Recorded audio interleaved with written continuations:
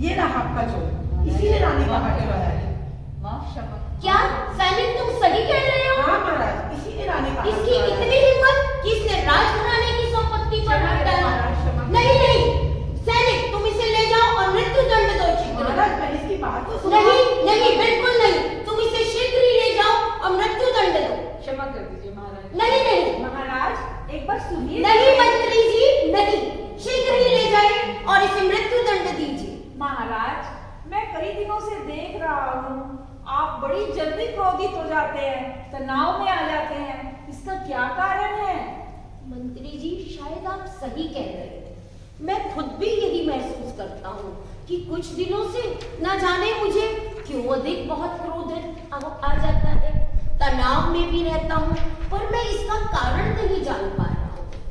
आपने सुना है ना महर्षि ओजस्वी तेजस्वी महर्षि पतंजलि का नाम, जिनके पास ज्ञान का भंडार है, आप उनके पास चलिए, आपकी इस समस्या का निदान होगा। मंत्री जी क्या आप सही कह रहे हैं? हाँ महाराज। क्या चलिए महर्षि पतंजलि के पास मेरी इस समस्या का निदान होगा? हाँ महाराज आप चलिए। तो फिर देरी किस बात की, मुझे शीघ्र ही उनके पास ले चलिए। चलिए महाराज।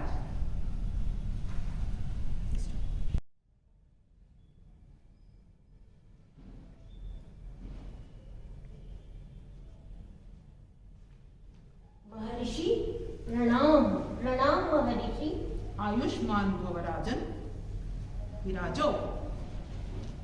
महर्षि मैं आज अपनी एक समस्या लेकर के आपके पास आया हूँ। कहो राजन। मुझे पूर्ण विश्वास है महर्षि, मेरी इस समस्या का निदान आप और केवल आप ही कर सकते हैं। राजन मैं प्रयत्न करूंगा। महर्षि कुछ समय से मैं महसूस करता हूँ कि मैं बहुत जल्दी क्रोधित हो जाता हूँ, मेरा चित्त विचलित सा रहता है, कुछ तनाव भी रहता है। क्या आपके पास मेरी इस समस्या का निदान है महर्षि? राजन मुझे तुम्हारा चित्त विचलित दिखाई पड़ता है। चित्त? ये चित्त क्या होता है महर्षि? राजन इसके लिए तुम्हें अनुशासन करना होगा। अनुशासन महर्षि? एक राजा से आप किस अनुशासन की बात कर सकते हैं? एक राजा जो पूरी प्रजा को संभालता है, क्या उसे भी अनुशासन सीखना होगा महर्षि?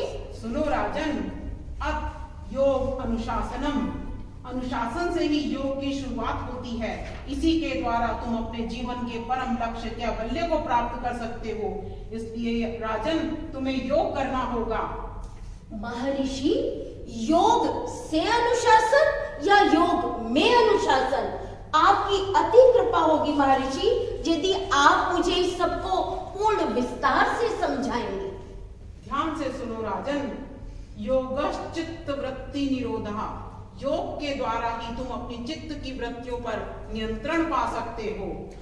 चित्त की वृत्तियां? ये कैसी चित्त की वृत्तियों की बात कर रहे हैं आप महर्षि? ध्यान से सुनो राजन, चित्त त्रिगुणात्मक होता है।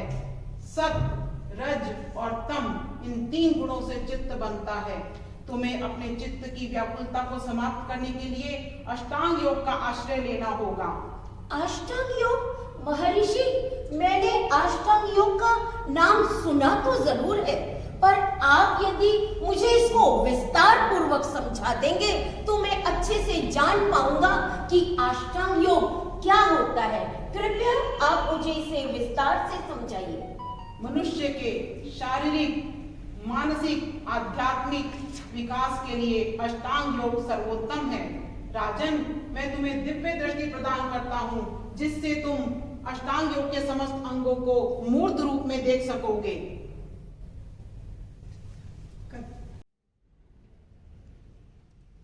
तुम कौन हो?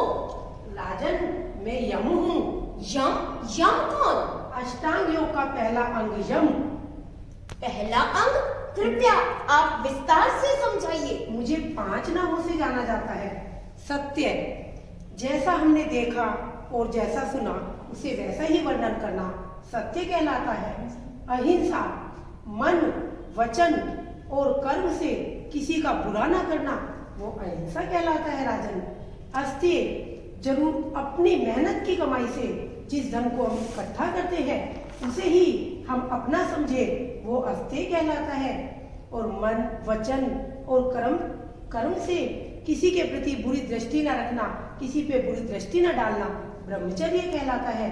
और जरूरत से ज्यादा किसी भी चीज का इकट्ठा ना करना, संग्रह ना करना, वो है अपरिग्रह कहलाता है। राजन, अद्भुत अद्भुत, यम तुम अद्भुत हो। ये तो मैंने आज ही जाना कि अहिंसा, सत्य, अस्तेय, ब्रह्मचर्य, अपरिग्रह तुम्ही में समाये हुए हो। आज आपने मेरे इस ज्ञान में वृद्धि करके बहुत बहुत मैं आपका धन्यवाद करता हूँ। धन्य हो तुम यम, धन्य हो। तुम कौन हो? मैं अष्टांग योग का द्वितीय अंग नियम हूँ। ये नियम क्या है? नियम मेरे 5 भाग हैं: शौच, संतोष, तप, स्वाध्याय, ईश्वर प्रणिधान। नियम क्या तुम मुझे विस्तार से बता सकते हो? ये शौच, संतोष, तप, स्वाध्याय, ईश्वर प्रणिधान क्या है? महाराज, शौच शरीर की अंदर और बाहर से पवित्रता शौच कहलाता है। संतोष अपनी परिश्रम से कमाया हुए धन में ही संतोष करना। जब आवे संतोष धन, सब धन धूल समान। तप अपनी इंद्रियों पर संयम करना तप कहलाता है। स्वाध्याय अपने आप को जानना स्वाध्याय कहलाता है। ईश्वर प्रणिधान वाणी और मन से ईश्वर के प्रति समर्पण भाव करना ईश्वर प्रणिधान कहलाता है। विलक्षण विलक्षण, अद्भुत अद्भुत हो तुम नियम। मैंने आज ही जाना कैसे अपने आप को हम संतोष, तप, स्वाध्याय से अपने पर नियंत्रण पा सकते हैं। धन्य हो तुम नियम, धन्य हो। तुम कौन हो? मैं हूँ अष्टांग योग का तीसरा अंग आसन। आसन? मैंने तुम्हारा नाम तो सुना है, पर कृपया आप मुझे विस्तार से बताएंगे कि आसन क्या है? स्थिरम सुखम आसनम। स्थूल शरीर की अवस्था को एक ही स्थिति में रोकने पर मन को बहुत ही सुख की अनुभूति होती है। हे राजन देखो, यह है वृक्ष आसन। अद्भुत अद्भुत आसन, तुम अद्भुत हो, विलक्षण विलक्षण। इसमें मेरा शरीर तो एक सीधी रेखा में है ही, मन की दुर्बलता भी दूर होती है और दृष्टि को एक बिंदु पर स्थित करने की वजह से मन एकाग्र और शांत रहता है। अद्भुत हो तुम आसन, अद्भुत हो।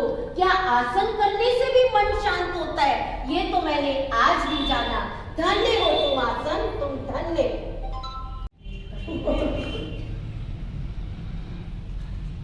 तुम कौन हो? मैं हूँ प्राणायाम। ये प्राणायाम क्या है? प्राणायाम का अर्थ है प्राणों पे विजय प्राप्त करना। प्राणों पर विजय? ये किस विजय की बात कर रहे हो? प्राणों से मन, इंद्रियां के विकार दूर होते हैं, मन शांत होता है।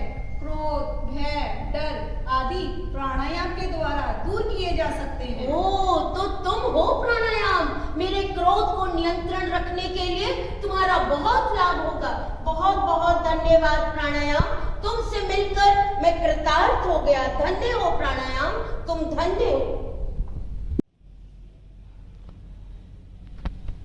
तुम कौन हो? मैं अष्टांग योग का 5वां अंग प्रत्याहार हूँ। 5वां अंग प्रत्याहार? ये प्रत्याहार क्या है? यम, नियम, आसन, प्राणायाम, प्रत्याहार ये योग के 5 बाहरी अंग हैं। बाहरी अंग? ये बाहरी अंग कैसे प्रत्याहार? वासनाओं की ओर जो इंद्रियां गमन करती हैं, उनकी गति को रोककर आत्मा के साथ स्थिर करने का प्रयास करना ही प्रत्याहार है। ओ, तो आज मैंने जाना कि तुम तो अंतर्मुखी और बाहरमुखी साधना के बीच की कड़ी हो प्रत्याहार। धन्य हो प्रत्याहार, तुम धन्य हो। तुम कौन हो? राजन, मैं हूँ धारणा, ध्यान और समाधि। धारणा, ध्यान और समाधि, ये तीनों क्या है? धारणा, जब एक निश्चित बिंदु पर एकाग्र करने को धारणा कहते हैं, और जब ये धारणा दीर्घकाल तक तब्दील हो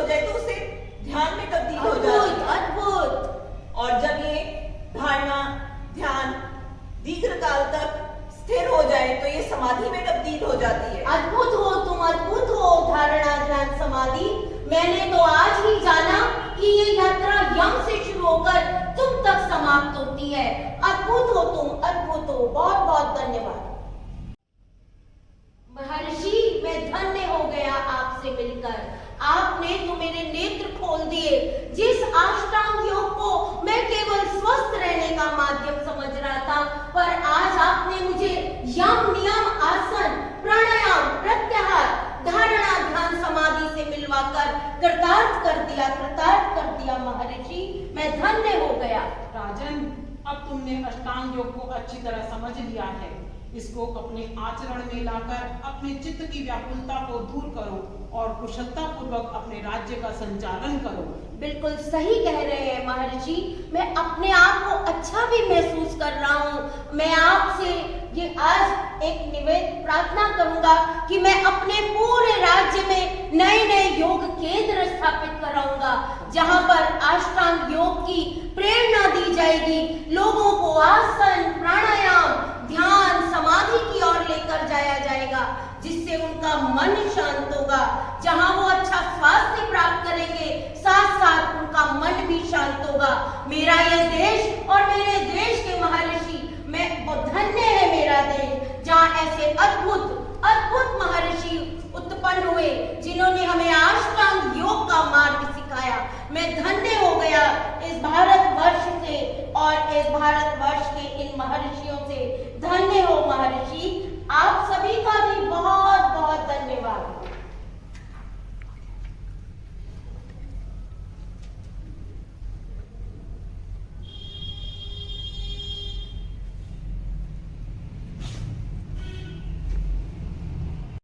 महर्षि, अब मुझे ज्ञान प्राप्त हो गया है।